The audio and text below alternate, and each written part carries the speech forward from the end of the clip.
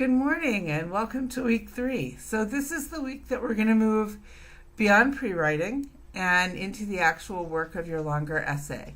Those of you who chose to do the briefer essay will hopefully be turning everything in today, and you'll be getting feedback from your peers until Friday, and then you'll get feedback from me on Sunday. But it's okay if you didn't do that, and it's also okay to be moving forward if you did without that feedback.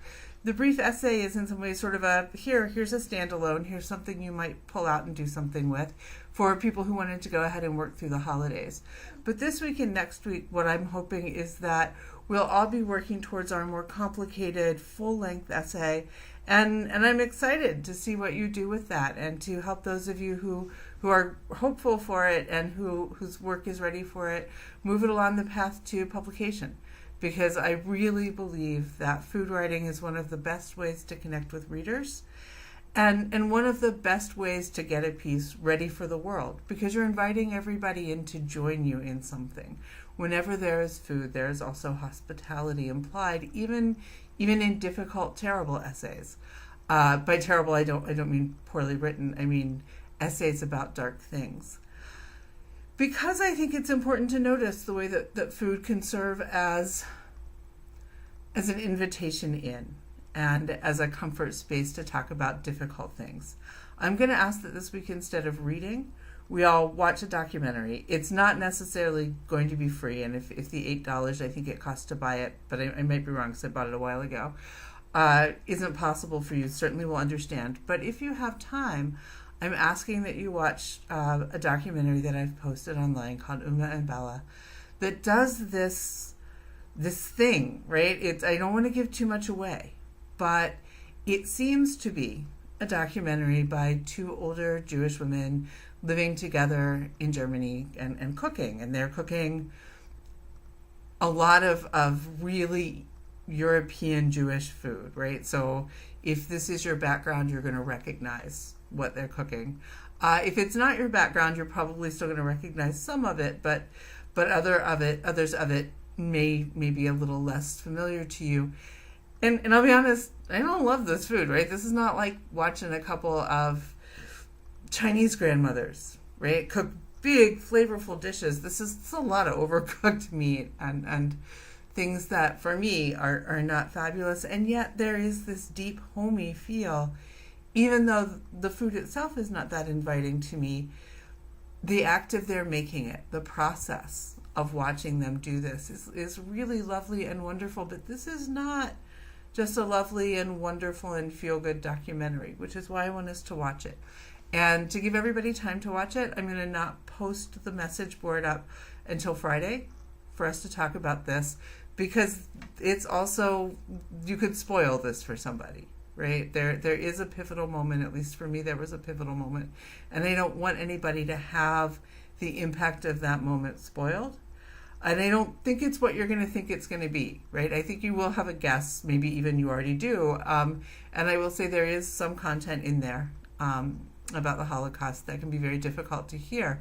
But that for me was not the shocking pivotal moment. And so I want us to talk about how that moment, which is frankly, a big thing,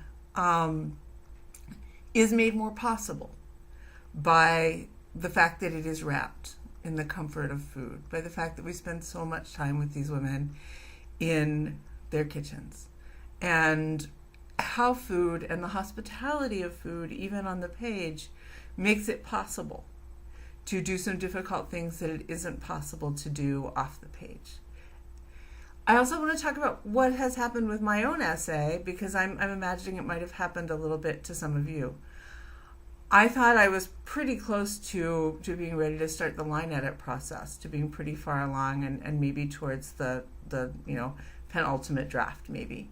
And then I went home for Thanksgiving, and big family holidays right now are always a challenge for my family. We're not having the best of times.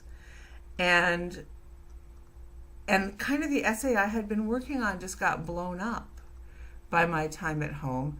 Not because anything changed. There wasn't really any new information or anything.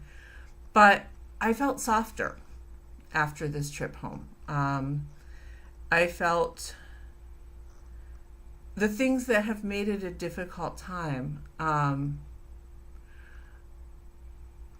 I also understood now the toll that these things were taking on other people in my family, and my desire to write about them and to write about my own difficulties with them is gone, frankly. I don't think either of my parents would be happy if I wrote that, and it was inescapable to me, this visit home, that my dad's getting old. He's 75, but he's an old 75. He was a coal miner, and that's not easy on your body. And so I had this revelation that this essay, which I stand by from a literary perspective, and which in truth I know my father will probably never read, even if I published it, that it would still not be a happy essay for him. And that one of the things I mind about the fact that my family is having a hard time is the way that it's impacting the last years that I have left to spend with my dad. I think my mom's got a lot more time in her, and I certainly hope I'm right. But I don't want to add to that by focusing on these. And so here we are, week 3, and I thought I was going to be writing ahead of you guys, and I'm probably exactly back right where you are, because I have started my essay over because I found some complicated things and some things that it's more interesting to explore. So not only did I abandon some things, but having read your essays, your food essays, I realized that I really wanted to write about China. Not the country, right, but the stuff on the table. And I'm thankful, like many of you mentioned different family heirlooms, whether they were recipes or the wonderful essay about inheriting China from a sister who had first inherited it from a mother. I really started thinking a lot about the China that I have and why I chose it. There were a couple of family sets, and as the oldest child, I got to pick. And I picked one that's not at all my style, but is the oldest and the most storied. And that's what I wanted, right? I didn't want the fanciest or the prettiest or the smartest. I wanted the most storied, even if it's covered in little flowers and looks like something that you might see at Hunkamunka's tea party. You can tell I don't love it, but I use it because it was my great-grandmother's. And I want to explore that, which was not at all what I set out to do.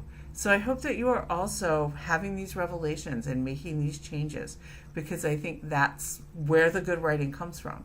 It's not being disciplined about sticking to a plan, which is unusual, because in very many situations, in very many art forms, that's exactly what gets you where you want to go. In essaying, it's actually deviating from the plan and seeing what comes up and seeing what you can discover. So what's going to happen this week is that hopefully you're going to work on a draft of your longer essay. I'd like to say 1500 to 3,000 words. But remember, these are rough guidelines that have to do with what's most likely to get published. I'm asking that people try to get to 1,500 because that takes you fully out of the realm of the short form. And that you stay below 3,000 because a ridiculous number of journals now have 3,000 instead of 5,000 as their cutoff point for publication. And I'm assuming that most of us are writing with the hope of publication, and you just really limit your audience or your possible journal submissions when you go over 3,000 words. And so I want everyone to start working on this with a goal towards having something to submit next Tuesday. And we're going to do the whole peer review thing again this week. For those who did it, was kind of also a practice for how to do that. But we're going to do, basically, you're going to work on this on Thursday until next Tuesday. Then we're going to do a couple of really seriously guided self-editing and peer review exercises.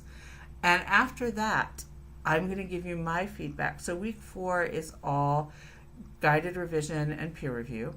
And then I'm going to sit down with your essays after you've done all of this other revision and go through them. And you and I will have a Skype conversation, unless you don't Skype, in which case you and I will talk on the phone.